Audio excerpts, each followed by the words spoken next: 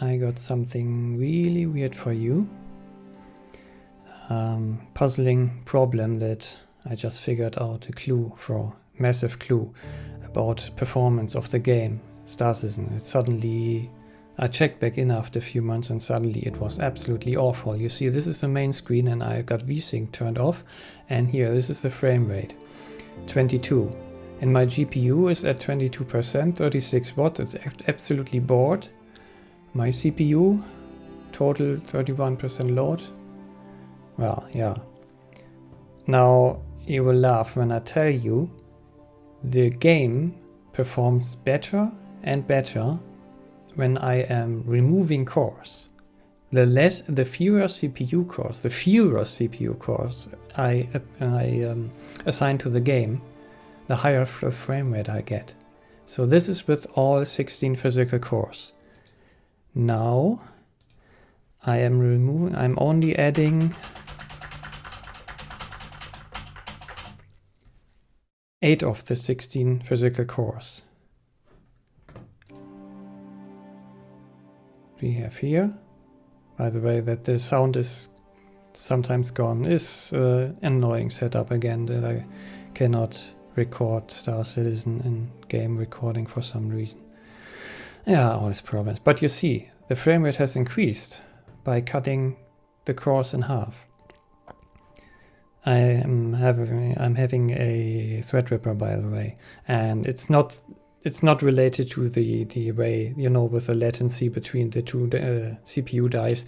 That's just a matter of 1% performance difference. There must be something. It is only in Star Citizen. There must be something in this game, and I gave this mystery, this puzzle, to the customer support, and I hope they can figure out what happened. Okay, so now I will cut even more. So now I am assigning, let's go step for step. So far I had 8 cores, right? 7 cores. 35. Now I'm taking away another core. 6 cores now. 41. 30, 50, around 40. Okay, let's make it 5 cores. The game is recommended, requires 4 cores at least. Let's see, now we have 1, 2, 3, 4, 5. 5 cores. 1 more than required. 60 to 57, 58. Interesting, isn't it? Now, and the Threadripper cores are not the fastest. So if I go to 4 core, you will notice the GPU is still fine. But the CPU here, the single core load is already quite high now. And this figure is just lower because it cannot, this monitoring tool cannot handle these changes I'm doing. So here the CPU load is already high, so I'm already almost at the limit. Nearly 60 frames per second. Okay, now I'm cutting another core. Now I'm running on only 4 cores. Look at that. 120. It doubled it from removing 1 more core. So yeah, it can barely do it. At least it's not stuttering yet.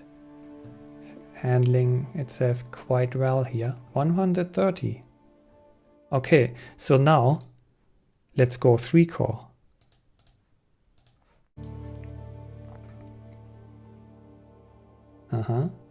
Seems to have settled for a probably because it's at the limit, needs the performance.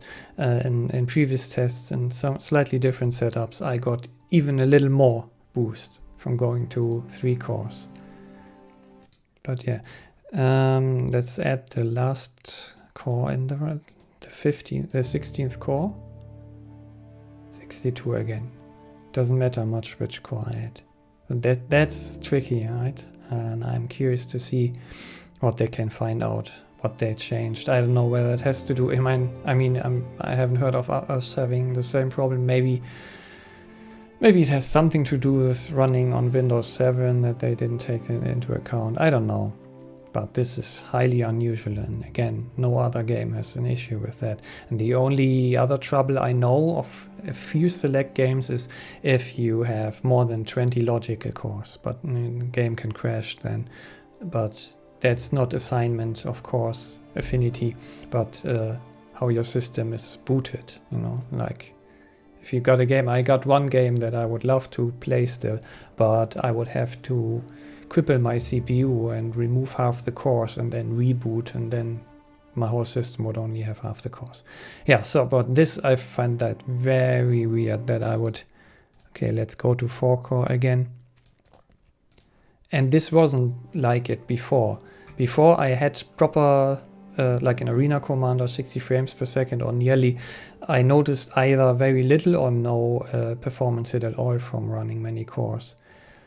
But this is really wacky, you know, reducing cores. Every core you add makes the system totally freak out. Yeah. Okay, we'll see. Maybe I'll give an update when the mystery has been solved. It always depends on what my motivation is like. Thank you for watching. See you.